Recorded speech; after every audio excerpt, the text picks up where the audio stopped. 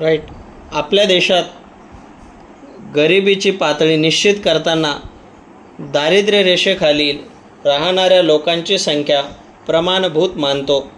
या तऱ्हेने प्रस्थापित झालेल्या दारिद्र्यावर खराखुरा प्रभाव पाडण्यात आलेल्या आपल्या अपयशाचा पहिला आणि कदाचित सर्वात महत्त्वाचा घटक म्हणजे आपल्या देशाच्या लोकसंख्येत झालेली अमर्याद वाढ. आपल्याला स्वातंत्र्य मिळाल्यानंतरच्या पहिल्या 25 वर्षात झालेल्या 200 दशलक्षांचा वाढीचा आकडा थरकाप उडवणारा आहे आणि त्यातील बहुसंख्य लोक समाजाच्या सर्वात गरीब अशा स्तरांवर आयुष्य काढत आहेत. ही संख्या अमेरिकेची सध्याची आणि जपान किंवा ब्राझील यांच्या दुपटीशी सारख्या प्रमाणात जुळते. दुसरी गोष्ट, भारतातील या दारिद्र्याला मुख्यतः जबाबदार आहे रोजगार उपलब्ध करून देण्यातील आपली अक्षमता. आज या बाबतीत आपण खूपच कमी पडत आहोत. रोजगार मिळाल्याखेरीज गरिबांची क्रयशक्ती वाढणार नाही या वस्तुस्थितीकडे आपण पाहिलेलेच नाही, ते ध्यानात घेतलेलीच नाही. उद्योगीकरणाची जलद गती आणि कृषी उत्पादनातील वाढ या दोन गोष्टी जोडीने केल्या तर आपोआपच आपल्याला हवे असलेले रोजगार खुले होतील. या एका साध्या आणि सुखदायी आश्वासनाचा स्वीकार करण्यात समाधान न मानण्याऐवजी आपण त्याची सांगड प्रमुख उद्योगांच्या सखोल उद्योगीकरणाच्या घातक गृहीताशी घातली. साहजिकच त्यामुळे रोजगाराच्या संधी जास्तीत जास्त वाढवण्याच्या गरजेकडे दुर्लक्ष झाले. आधारभूत उद्योगांच्या महत्त्व कमी लेखणाऱ्यांमध्ये मी शेवटचा माणूस असेन. एका आधुनिक उद्योगप्रधान भारताचे स्वप्न जमशेदजी टाटांनी जवळजवळ 100 वर्षापूर्वी पाहिले.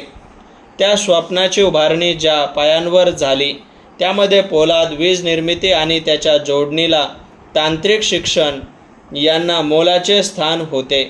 प्रश्न आहे फक्त प्राधान्यक्रमाचा. एखाद्या कालखंडातील योग्य प्राधान्यक्रम दुसऱ्या कालखंडात चुकीचा ठरण्याची शक्यता गृहीतच धरावी लागेल आणि हा विचार मनात आला की मग आपल्या एकूण आर्थिक कामगिरीतील निकृष्टतेचे तिसरे कारण कळून येते. सामान्य माणसाच्या गरजा भागवण्यासाठी त्याला लागणाऱ्या मूलभूत वस्तूंचे उत्पादन करून त्यांच्या जोडीने लोकांची क्रयशक्ती वाढवणाऱ्या रोजगाराधिष्ठित योजना तयार करण्याची निकड आपल्याला नव्हती. त्या कार्यक्रमाला वेगळे प्राधान्य देऊन आपण लोकांच्या गरजा भागवायला हव्या होत्या. आपण त्या दृष्टीने अपयशी ठरलो, कारण शेवटी गरिबी म्हणजे तरी दुसरे काय, जीवनाच्या मूलभूत गरजांपासून वंचित राहण्याची स्थिती त्यांच्याभोवती निर्माण होते. म्हणजे गरिबी. पोटासाठी अन्न, शरीरासाठी वस्त्र आणि निवारा, स्वयंपाकासाठी इंधन, पिण्यासाठी शुद्ध पाणी, आजारासाठी औषध, उत्पादित वस्तू बाजारात नेण्यासाठी वाहतूक, याच त्यापैकी काही गरजा आपल्याला आवश्यक असणारा माल आणि सेवा मिळण्याची साधने रोजगाराच्या सहाय्याने पुरवण्यात येत नसतील तर त्या रोजगाराला काहीच अर्थ उरणार नाही.